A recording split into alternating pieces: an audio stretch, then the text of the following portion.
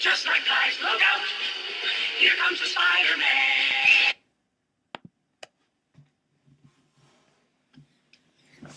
Hey guys, so the reason you just heard a part of the Spider-Man theme song all the way back from the 1960s for the cartoon of that adaptation is the reason for that is because I'm going to review Spider-Man Homecoming for you today, the latest in the Marvel series and the third adaptation overall, or I should say the third interpretation overall of Spider-Man. And this is the overall sixth Spider-Man movie we've had on the big screen. So there's a lot of Spider-Man films, but this happens to be the third very different interpretation of this character. We've seen multiple forms of him by now on the big screen, but this interpretation of Spider-Man is more so event for Avengers and for the Marvel Cinematic Universe, and he's able to interact with Captain America and all this other good stuff that we weren't able to get in the Sam Raimi Spider-Man films nor the Mark Webb Spider-Man films, but it is going to happen for this Spider-Man universe.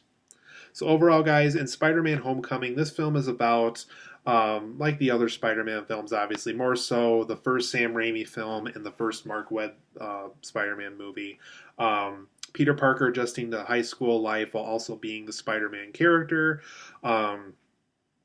He has a hard time balancing both things. He has a hard time being an academic decathlon and doing homework and being in clubs and having, steady good friendships in his life, just because it's so hard to balance all this superhero stuff while also having that life on top of that.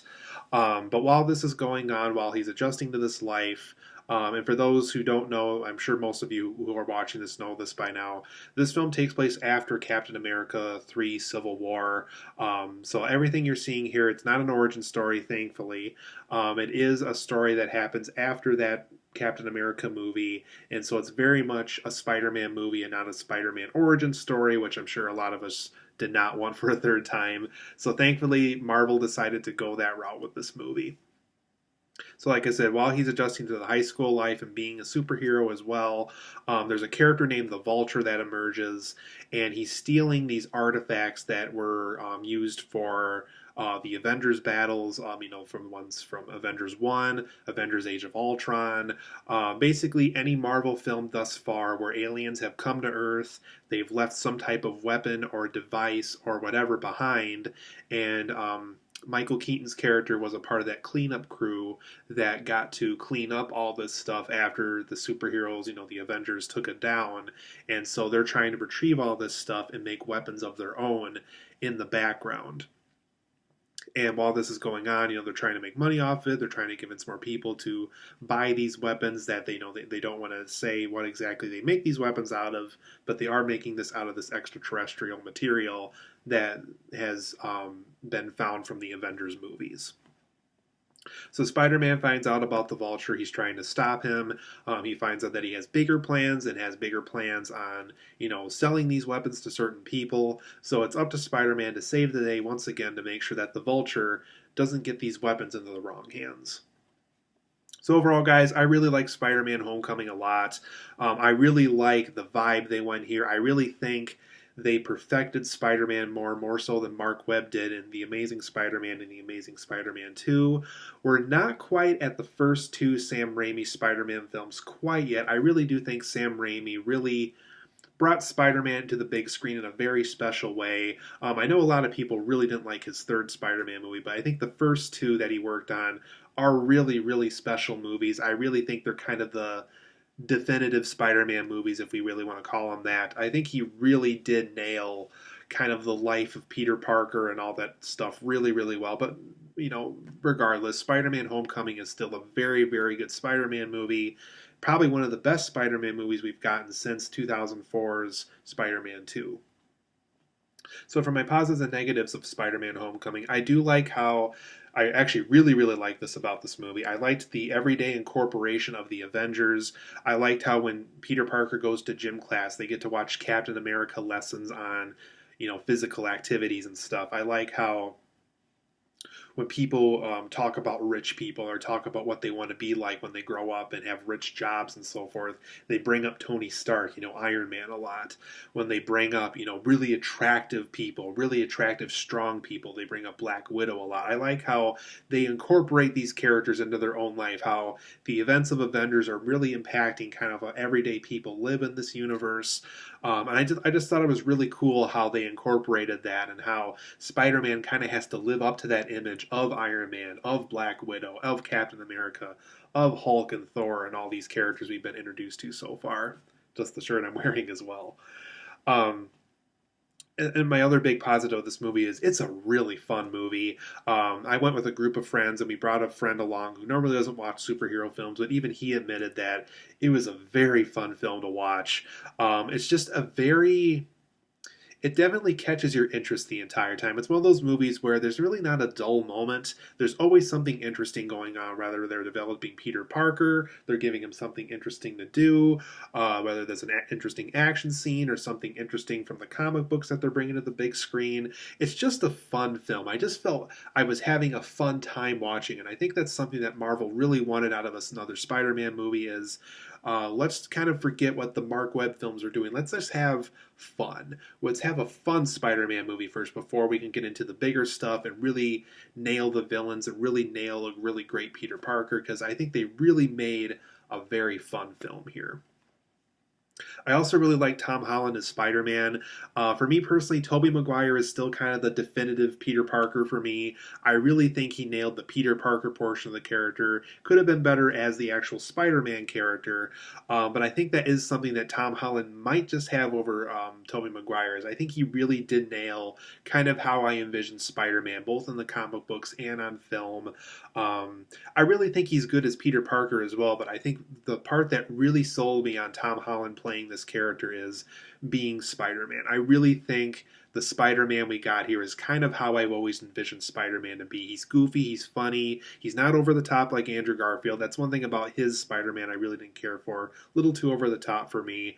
It was just a perfect balance of struggling high school student trying to adapt to be a superhero, trying to be goofy and having fun at the same time, but still kind of having his own little problems on the side. So I liked how Tom Holland brought that to the Spider-Man character. And then another thing I was very thankful for that we haven't really gotten in a Spider-Man film, possibly since the very first one by Sam Raimi. Michael Keaton did an excellent job as the Vulture. It's an interesting character. He really nailed kind of a very villainous, creepy, scary character as the Vulture. He really was a good character in this movie. I also liked how I kind of got behind his motivations and what he was doing. I think that's a really neat aspect of a villain is when you kind of understand why they're doing what they're doing. So Michael Keaton really nailed that aspect of Vulture. It's a very smart character too. There's one scene where they kind of test kind of Vulture's observations with things, and it definitely adds up. It definitely makes a more creepier character. So Michael Keaton, huge thumbs up to you again. You gave us another great role that he's been a part of in another great film. I loved his role as the Vulture in this movie. I also liked the John Hughes high school vibe in this movie. I liked how kind of it felt like 16 Candles, The Breakfast Club. Like definitely kind of had that vibe to it whenever Peter Parker was walking around in high school. Very fun vibe for a Spider-Man movie, but kind of a very refreshing vibe for a Spider-Man story too. I also like Iron Man's role in this movie. Tony Stark was once again always fun to watch. I absolutely love Robert Downey Jr., one of my all-time favorite actors. Great to see him back as the Iron Man character, doing something interesting again. Loved the role of Iron Man. I loved how he was kind of incorporated as kind of the mentor, silly character in this movie. I also like how this film displays Peter Parker's frustration of just how hard it is to be Spider-Man, just how hard it is to balance a high school life and to balance relationships and friendships on top of being Spider-Man. I really like how this film displays these frustrations. And I also like his high school friends. They're all very unique, very likable, relatable. I think a lot of people are going to walk away from this film kind of knowing somebody they went to high school with, that they're already done with high school or in high school, that these characters are kind of like. I think that's something about this film that's going to be really relatable to a lot of people, is a lot of these high schoolers are kind of a lot like real life high schoolers too. So I also liked Peter's love interest. Unfortunately, it's not Mary Jane Watson or Gwen Stacy, but it is somebody different, and it's somebody that I think it's kind of a nod to Liz Allen, who Harry Osborn dated in the comics, kind of. But I think it was a very likable love interest. I can definitely see why Peter was very interested in this girl. I like the backstory she had. Just a very likable love interest for Peter to have in this movie. For negatives of Spider-Man Homecoming, there is a lot of scenes where I felt like Spider-Man and Vulture and all these characters just felt invincible in these impossible scenarios. Just there's a lot of scenes in here that feel extremely unrealistic. There's just a lot of scenes in this movie where I feel like Spider-Man would have been dead by the end of the scene. It just keeps going and going and going, and he's invincible and doesn't have a scratch on him. It just felt a little too invincible for the character of Spider-Man for some of these action scenes, anyway. And then my other negative is Donald Glover, who's a very funny, comedic actor, has a role in this movie, more so a villainous one, and is just kind of a worthless character. He's just kind of there to bring up a plot point about the Vulture. Once that plot point's done, his character just kind of vanishes into the story. Just kind of a worthless character. It's like if you're going to get Donald Glover in your movie, give something interesting for him to do. Just a worthless character to me. He didn't need to be in this movie. I also thought the character of the Shocker was pretty worthless. He's basically just there to set up the big Vulture fight near the end of the movie and to just kind of pop up every here and there to give Spider-Man a threat to face before he fights the Vulture once again. So just kind of a stupid... And they keep a really weird direction with him at one point, too. He never has his signature suit that he has in the comics. Really didn't need the Shocker in this movie. I was perfectly fine with one villain with the Vulture as we all figured out, Spider-Man really just needs one villain for it to work, like in the very first two Sam Raimi Spider-Man films. Shocker character, he didn't need to be in this movie.